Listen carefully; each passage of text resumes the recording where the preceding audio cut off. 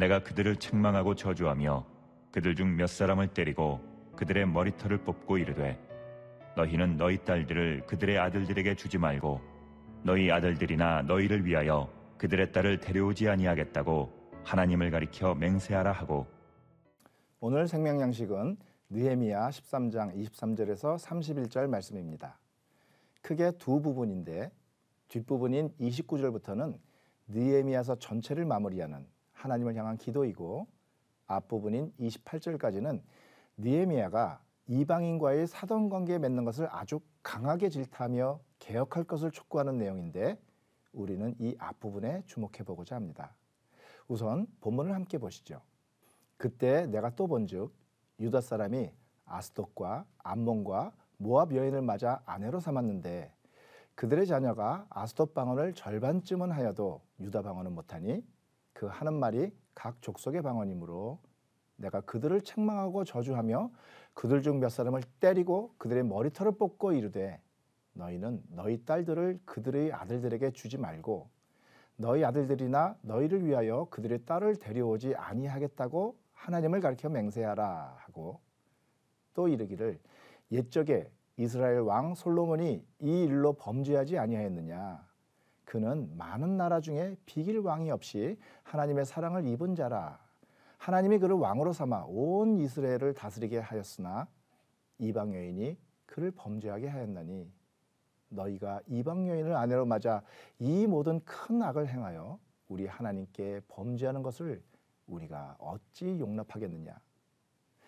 대제사장 엘리야십의 손자 요아다의 아들 하나가 호론 사람 산발랏의 사위가 되었으므로 내가 쫓아내어 나를 떠나게 하였느니라. 자, 느헤미야가 이방인과의 통혼을 비판하는 강도가 아주 강합니다. 말로만 꾸짖는 게 아니에요. 25절에서 보듯이 책망하고 저주하고 때리고 머리털을 뽑기까지 하면서 다시는 자녀들을 이방인들과 결혼시키지 않겠다는 맹세를 하도록 촉구합니다. 대제사장의 자손 가운데 한 명이 이방인의 사위가 되자 아예 쫓아내기까지 합니다. 다문화 가정이 일반적인 오늘 우리의 기준으로 보면 조금 심하다는 생각이 들기도 하는데, 성경은 왜 이방인과의 결혼을 이토록 심각하게 문제 삼을까요? 분명한 건 하나님께서 순혈주의, 그러니까 유대인들의 피가 섞이지 않기를 바라시는 것은 아니라는 것입니다. 이방 민족을 배척하려는 게 아니에요. 만약 그랬다면 하나님께서 사도 바울을 이방인의 사도로 삼으셔서 그들에게 구원의 복음을 전하게 하시지는 않았을 테니까요. 하나님께서 이방인들과의 통혼을 금지시킨 이유를 우리는 본문 26절과 27절에서 살짝 엿볼 수 있는데, 그건 바로 이방인 배우자가 하나님 백성들로 하여금 범죄하게 만들기 때문입니다. 저 유명한 솔로몬 왕이 하나님 앞에 범죄한 것도 바로 이방 여인 때문이었다고 느헤미야는 지적하고 있어요. 그러니까 하나님께서는 이방인 자체를 문제 삼는 것이 아니라 그들 때문에 하나님의 백성들이 죄를 짓는 것을 염려하시는 겁니다. 자, 그런데 우리는 언제 죄를 짓죠? 아니, 어떻게 해서 죄를 짓죠? 죄를 짓는 경우는 크게 두 가지입니다. 하나는 죄인 줄 알면서도 죄를 짓는 경우입니다. 본문에 언급된 솔로몬이 대표적인 경우예요. 그는 우상 숭배가 죄인 것을 알고 있었지만 우상의 산당을 짓는 죄를 범하고 말았어요. 왜 그랬죠? 다른 사람의 부탁이라면 단호하게 거절했겠지만 자기와 한 몸인 부인이 부탁하는 것을 거절하기는 아주 어려웠을 겁니다. 하나님을 모르는 이방인이 우리에게 배우자처럼 특별히 소중한 사람이 될 경우 우리 모두가 이런 어려움에 처할 수 있습니다. 다른 하나는 죄인 줄 모르고 죄를 짓는 경우입니다.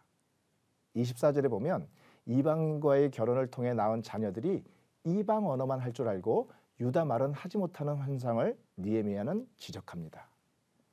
오늘날 관점에서 보면 유다 말을 모르는 것이 큰 문제는 아닐 수 있습니다. 어느 나라 말을 하든 그게 뭐 그렇게 중요하겠습니까? 하지만 당시에는 하나님 말씀이 오직 유다 말로만 기록되고 또 회자되었습니다. 그러니 유다 말을 모른다? 그건 곧 하나님이 무슨 말씀을 우리에게 주셨는지 전혀 모른다는 것을 의미하죠. 뭐라고 하셨는지를 모르니 지켜야 한다는 생각 자체를 할 수가 없고 죄를 지으면서도 그것이 죄가 된다는 것을 모른 채 아주 당당하게 죄를 짓고 자기도 모르는 사이에 해맑은 표정으로 최선을 다해 아주 열심히 죄를 짓게 되는 것입니다. 부모 세대가 자녀들에게 하나님의 말씀을 올바로 가르치지 않을 때 이런 현상은 반드시 나타나게 되어 있습니다. 오늘 본문에서처럼 부모 중 한 사람만 하나님을 몰라도 그렇게 될 수 있어요. 그렇게 한두 세대가 지나면 노아의 홍수 때처럼 사람의 생각과 계획이 항상 악할 뿐이어서 죄악이 세상에 가득하게 됩니다. 느헤미야는 하나님을 모르는 자녀 세대가 나타난 것을 보며 이렇게 될 수도 있다는 위기의식을 느낀 것이 아닐까요? 그러니 이방인과의 결혼을 단순하게 생각할 것은 아닌 게 분명합니다. 배우자를 위해 하나님을 외면하거나 하나님을 모르는 세대를 일으킬 수 있기 때문입니다. 그런데요, 하나님의 말씀을 들은 적이 없다는 것이 가지는 근본적인 문제가 뭘까요? 바로 누군가의 사고방식에서 하나님이 전혀 고려되지 않는다는 것입니다. 다시 말해 하나님과 전혀 상관없이 자기중심적으로 세상 사람들처럼 생각하고 말하고 행동하는 것이 문제입니다. 남을 위해 나를 희생하고 크게 잘못한 사람을 애써 용서해 주더라도 그것은 어쩌면 하나님께서 말씀하신 사랑과 용서를 실천하는 것이 아닐 수도 있다는 말입니다. 그러니 오늘 본문에서 문제 삼는 것은 단순히 결혼 제도나 언어 문제가 아니라 사고방식 문제입니다. 세상식으로 생각하느냐 아니면 하나님 중심으로 생각하느냐의 문제입니다. 하나님을 모르는 사람들의 품에서 자라고 그들과 교제하다 보면 생각 자체가 하나님의 말씀이 아니라 세상 사람들의 사고방식을 따라갈 수밖에 없게 되는 현상을 지적하는 것입니다. 우리는 어떻습니까? 혹시 우리도 내 식대로 세상 사람의 사고방식을 가지고 살아가지는 않습니까? 혹시 성경 말씀도 우리 편의대로 이해하지는 않습니까? 성경을 통해 우리에게 말씀하시는 하나님의 음성에 마음을 열고 귀 기울여서 하나님이 보여주시는 참 생명의 길로 인도하심을 받는 우리 모두가 되시기를 바랍니다.